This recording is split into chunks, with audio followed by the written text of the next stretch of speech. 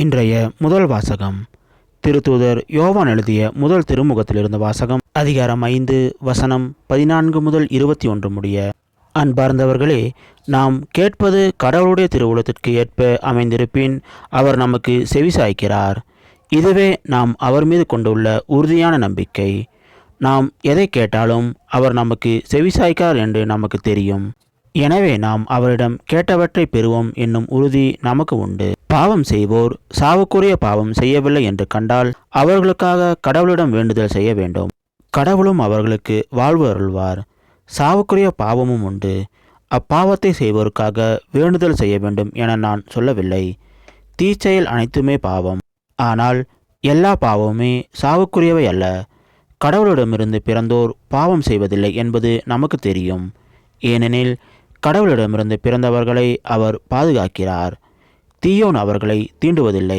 நாம் கடவுளை சார்ந்தவர்கள். ஆனால் உலக அனைத்தும் தீயோனின் பிடியில் இருக்கிறது. இது நமக்கு தெரியும். இறைமகன் வந்து உண்மையான இறைவனை அறிந்து கொள்ளும் ஆற்றலை நமக்கு தந்துள்ளார். இது நமக்கு தெரியும்.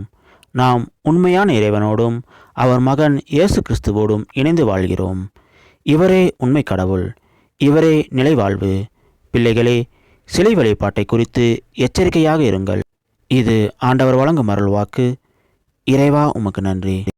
இன்றைய நற்செய்தி புனித யோவான் எழுதிய நற்செய்தியிலிருந்து வாசகம். அதிகாரம் 2 வசனம் 1 முதல் 12 முடிய. கலிலேயாவில் உள்ள கானாவில் திருமணம் ஒன்று நடைபெற்றது. இயேசுவின் தாயாரும் அங்கு இருந்தார். இயேசுவும் அவருடைய சீடரும் அத்திருமணத்திற்கு அழைப்பு பெற்றிருந்தனர். திருமண விழாவில் திராட்சை ரசம் தீர்ந்து போகவே இயேசுவின் தாய் அவரை நோக்கி, திராட்சை ரசம் தீர்ந்துவிட்டது என்றார். இயேசு அவரிடம், அம்மா, இதை பற்றி நாம் என்ன செய்ய முடியும்? எனது நேரம் இன்னும் வரவில்லையே என்றார். இயேசுவின் தாய் பணியாளரிடம், அவர் உங்களுக்கு சொல்வதையெல்லாம் செய்யுங்கள் என்றார். யூதரின் தூய்மை சடங்குகளுக்கு தேவையான 6 கல் தொட்டிகள் அங்கே இருந்தன. அவை ஒவ்வொன்றும் 2-3 குடம் தண்ணீர் கொள்ளும். இயேசு அவர்களிடம், இத்தொட்டிகளில் தண்ணீர் நிரப்புங்கள் என்று கூறினார். அவர்கள் அவற்றை விளிம்பு வரை நிரப்பினார்கள். பின்பு அவர், இப்போதும் உண்டு, பந்தி மேற்பார்வையாளரிடம் கொண்டு போங்கள் என்று அவர்களிடம் கூறினார். அவர்களும் அவ்வாறே செய்தார்கள். பந்தி மேற்பார்வையாளர் திராட்சை ரசமாய் மாறியிருந்த தண்ணீரை சுவைத்தார். அந்த ரசம் எங்கிருந்து வந்தது என்று அவர்களுக்கு தெரியவில்லை. தண்ணீர் முண்டு வந்த பணியாளருக்கே தெரிந்தது.